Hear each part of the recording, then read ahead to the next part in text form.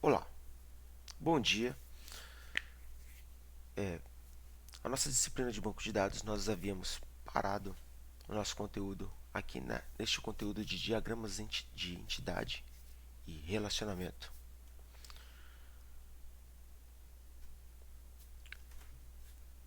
E a última parte do conteúdo abordado foi justamente a respeito do atributo identificador, o qual nós descrevemos aqui conforme vocês podem ver. Nós temos aqui esse retângulo que representa a entidade e esses pequenos círculos aqui representam os atributos. E foi ensinado para vocês como identificar justamente qual desses daqui eram apenas um atributo ou um atributo identificador. Então nós temos aqui, por exemplo, esses campos aqui como nome e endereço, ambos são atributos. O código também é um atributo, mas ele é um atributo identificador.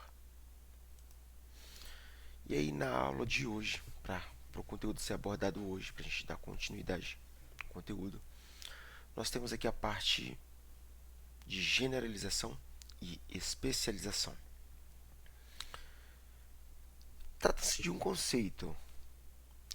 Este conceito de generalização e especialização, ele permite que a gente venha a atribuir propriedades particulares a um subconjunto de registros de uma entidade genérica.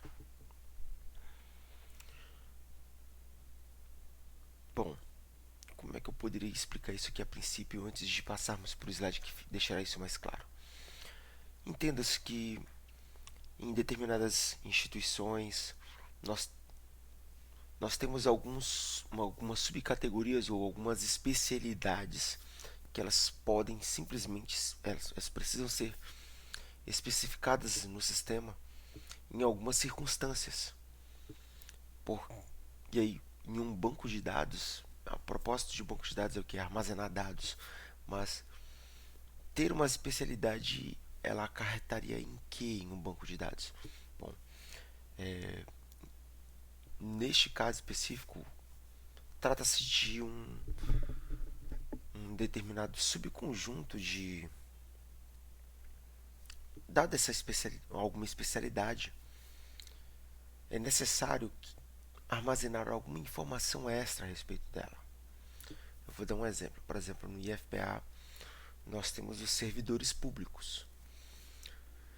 Todos ali, entre os professores e técnicos administrativos, eles são servidores públicos. Então, a generalização é essa. De modo geral, nós somos servidores. Mas nós temos as especialidades. Nessas especialidades, eu não sei, faz-se necessário coletar alguns dados específicos adicionais. Por exemplo, nós temos técnicos e professores. Os técnicos, quais são as informações a mais que a gente precisaria para eles? Bom, eu não vou ter aqui de imediato, mas professor em relação ao técnico, o cargo dele é diferente. Ele provavelmente ele vai precisar ter um vai ter vai ser necessário para armazenar no banco o currículo Leites dele, que é basicamente uma página que a gente tem que preencher sobre as pesquisas que foram feitas ou então colocar no nosso perfil acadêmico, até para um eventual mestrado, doutorado, enfim. Isso é para exemplificar uma circunstância em que um dado a mais precisa ser armazenado. Um outro exemplo: dado um determinado sistema de uma empresa, por exemplo, uma farmácia, nós temos ali um conjunto de medicamentos. Qual seria uma, então, de modo geral, generalização deles é: todos são medicamentos, todos são produtos. Mas quais seriam as especialidades? Os medicamentos tarja preta, entende? Ou de repente, enfim. Ou então os produtos que precisam ser vendidos lá, que eles não. Deixa eu verificar aqui. É isso. É só tarja preta já seria suficiente. Ok? Então, isso para vocês entenderem de modo geral agora a respeito de generalização e sobre especialização. Mas como é que isso aqui ficaria na descrição do nosso modelo, né, do nosso diagrama entidade de relacionamento? Assim. Então, nós temos aqui um cliente, dado uma empresa, né, nós temos um cliente, nós temos uma filial de uma empresa, enfim. E aí eles vão ter algum relacionamento aqui. E os dados gerais que eu vou armazenar a respeito de todos os clientes são nome e o código. Um código a respeito do cliente. Poderia ser CPF, alguma coisa do gênero, ou então só um identificador. Mas entre os clientes que uma empresa pode ter, esses clientes podem ser uma pessoa física ou poderia ser uma pessoa jurídica. Essa pessoa física aqui, nós temos aqui as informações que a gente pode armazenar a respeito de uma pessoa física. São qual ser o sexo, o nome, enfim, o número de telefone e o CPF. Os dados, todos eles são clientes, lembrando. Então, foi pessoa física. A pessoa jurídica, os dados que eu poderia armazenar dela, que são distintos, ou seja, uma especialidade para cada um deles. Da pessoa jurídica seria justamente o CNPJ e o tipo de... Dando continuidade. Então, nós temos aqui o cliente, a pessoa física, a pessoa...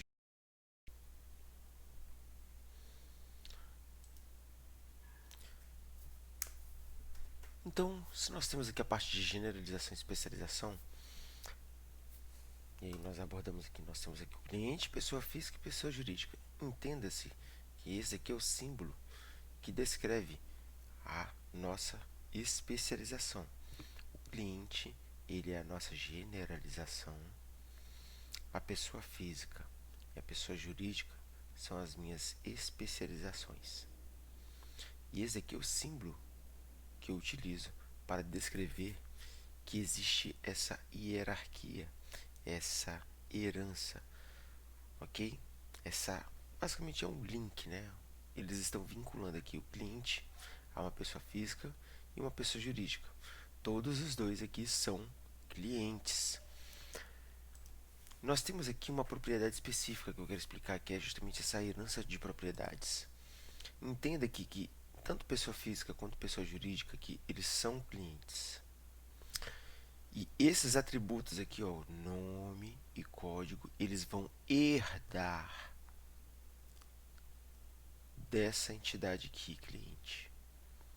Então, pessoa física aqui, ele vai ter tanto esse atributo de CPF, sexo, quanto também vai ter esses outros atributos aqui, como nome e código. Ok? Mesma coisa se aplica à pessoa jurídica. A pessoa jurídica, ela vai ter esse atributo aqui, CNPJ, o atributo tipo de organização e também esses outros atributos aqui, como nome e código. Mas eles também vão ter esse atributo identificador, que é o código e CNPJ. Dois atributos identificadores. Ok? Esse processo de herdar propriedade significa que cada ocorrência da entidade especializada, pessoa jurídica, pessoa física, possui, além das suas próprias propriedades, também as propriedades da ocorrência da entidade genérica correspondente. Exatamente o que eu acabei de explicar, só que eu preferi explicar com a imagem. Ok? Esse texto está explicando exatamente o que eu acabei de dizer. Um exemplo. Então, nós temos aqui, ó, no nosso diagrama de entidade de relacionamento, nós temos aqui um fornecedor, nós temos um lote, fabricante e um produto. Eles estão vinculados de alguma forma, ok? Ou seja, eles têm algum relacionamento. Mas o produto em específico, o produto, eu posso ter produtos de modo geral, que é a minha entidade mais generalizada, digamos assim, mais geral. Não generalizada, a minha propriedade, minha entidade mais geral. E eu tenho o meu a minha entidade, que é uma especialidade, que são justamente as entidades medicamento e a minha entidade perfumaria. Numa farmácia, eu posso ter todos esses dois aqui são produtos, mas a forma como eu vou tratar cada um deles vai ser diferente. Então nós temos aqui o medicamento. O medicamento é uma entidade específica que eu tenho um conjunto de atributos distintos. Perfumaria é também um produto, mas ela é uma especialidade que possui um outro conjunto de características e atributos. Ok? Isso é bastante óbvio. Eventualmente, eu posso ter um relacionamento aqui. Quando eu vou realizar uma venda, eu posso precisar aqui de uma receita médica. Né? Estou pensando aqui no posso precisar. Não, na verdade, eu precisarei de uma receita médica na venda de um medicamento. É claro que a gente sabe que aqui, em algumas circunstâncias, é necessário de fato uma receita, outros casos não. Na ocasião do medicamento, isso na ocasião do medicamento. Na ocasião de uma perfumaria, né, um produto pessoal, nós não utilizamos uma receita médica para realizar uma venda, ok? Então nós simplesmente temos um relacionamento dela com uma venda, ok? Então no diagrama de entidade de relacionamento, quais são os principais símbolos que a gente utiliza? Porque a gente já abordou boa parte das coisas que a gente utiliza, que são esse é o modelo de Shen, tá? O original. Nós temos aqui um retângulo para representar a entidade. Este daqui trata-se de um losango, certo? Então, os relacionamentos eu trato aqui utilizando um losango, entidade, um retângulo. E para demonstrar que temos aqui algum atributo, a gente vai utilizar aqui basicamente esse, não é um círculo, né? É aproximadamente um círculo esticado, no formato de ovo. Nós temos aqui o campo, esse símbolo que representa aqui um atributo. E nós temos um atributo chave, um identificador, que é quando a gente tem justamente esse campo aqui, esse símbolo que representa um atributo, só que todo preenchido. E por último, nós temos um relacionamento. Esse relacionamento aqui é justamente um retângulo com um losango dentro. Entenda que existem alguns relacionamentos em que é necessário armazenar dados. Em alguns relacionamentos não é necessário armazenar dados. Então, esse relacionamento específico aqui, quando ele é um retângulo acompanhado de um losango, trata-se de um relacionamento forte o suficiente, cujos dados precisarão ser armazenados no banco de dados. Para este caso, adota-se este símbolo de relacionamento, ok? Então, tem uma... É isso.